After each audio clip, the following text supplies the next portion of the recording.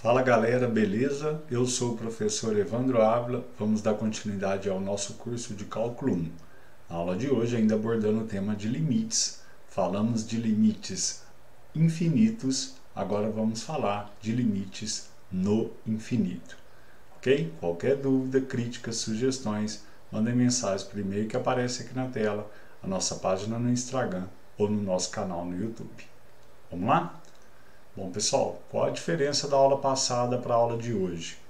Cuidado que os títulos são semelhantes, mas as ideias são muito diferentes. Limites infinitos, o resultado do limite dava infinito. Limites no infinito, eu quero saber o que acontece com o meu modelo, com a minha função, quando x tende a infinito. Ok? São ideias bem diferentes. Tome esse cuidado para você não se confundir nos títulos das aulas, ok? Beleza, pessoal. Onde se aplica a ideia de limites no infinito? Quando você quer fazer alguns estudos a longo prazo. Então, por exemplo, imagina que você tenha modelado o comportamento de um objeto em função do tempo. Você quer fazer o estudo dessa trajetória a longo prazo. Como que esse objeto vai se comportar se você ficar observando ele por um tempo grande. Ou então, o crescimento populacional ao longo do tempo. Imagina que você quer estudar o crescimento de um país, da população de um país ao longo do tempo.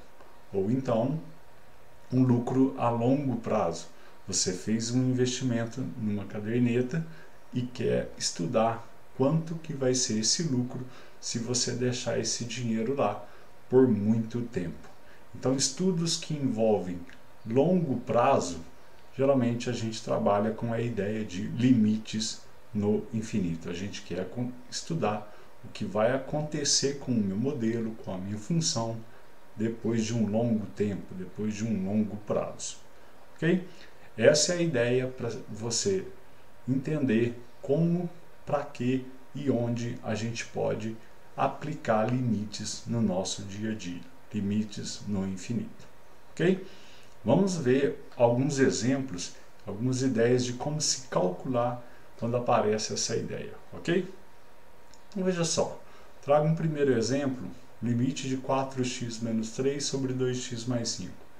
Repara que a nossa primeira ideia, de tentar substituir x no modelo, daria a indeterminação infinito sobre infinito. Então a gente tem que usar manipulações algébricas para tentar sair dessa indeterminação infinito sobre infinito.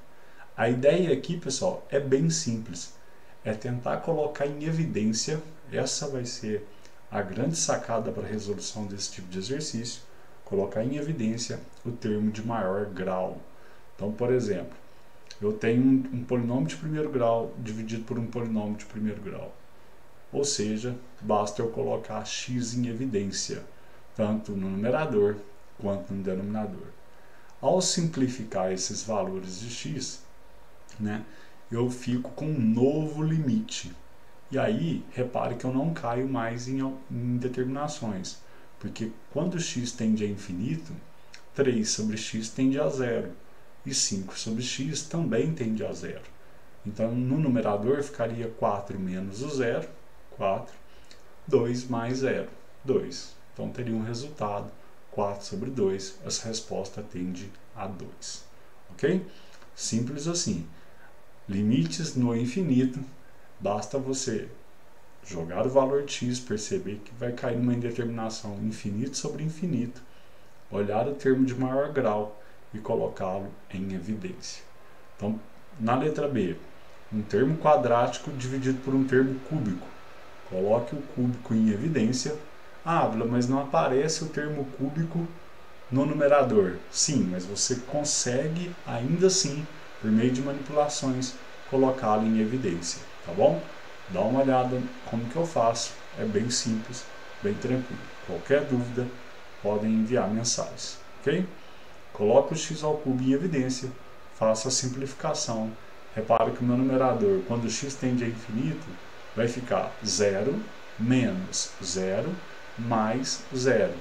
Porque se o x é muito grande, 2 sobre x tende a zero. 1 sobre x quadrado tende a zero. 5 sobre x ao cubo também tende a zero. Embaixo daria 4 menos o zero, que é 4.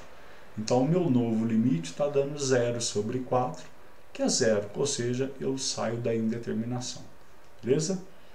Na letra C, traz uma ideia um pouquinho diferente. Repara que, apesar de o meu denominador ter um polinômio quadrático, ele está dentro de uma raiz. Então, quando ele sair da raiz, repara que ele sempre sai em módulo, né? A ideia é que você possa tirar esse módulo. Então, raiz quadrada de x ao quadrado é módulo de x.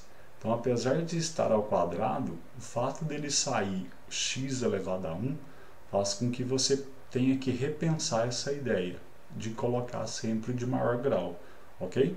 Então, basta colocar x elevado a 1 em evidência, em cima e embaixo, beleza? Faço isso e repara que o módulo de x, quando x tende a infinito, esses valores de x são sempre positivos.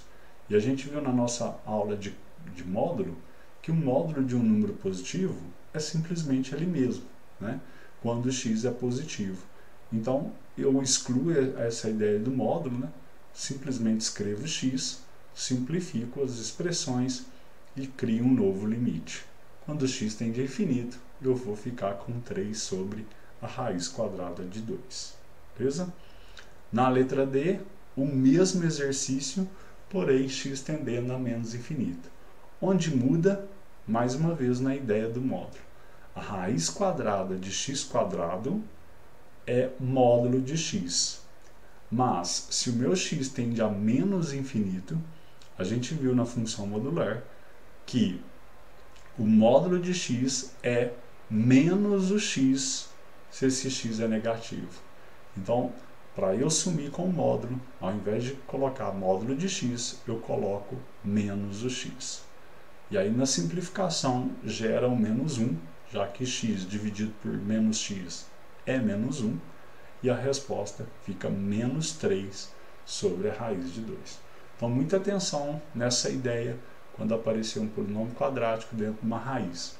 O fato de você ter que trabalhar os valores de x para se simplificarem faz com que você coloque x em evidência e não x ao quadrado. Outra atenção é sobre essa ideia do módulo, prestar bastante atenção se o módulo de x é x ou se o módulo de x é menos x. Vai depender para onde o x está tendendo, para valores positivos ou para valores negativos. Ok?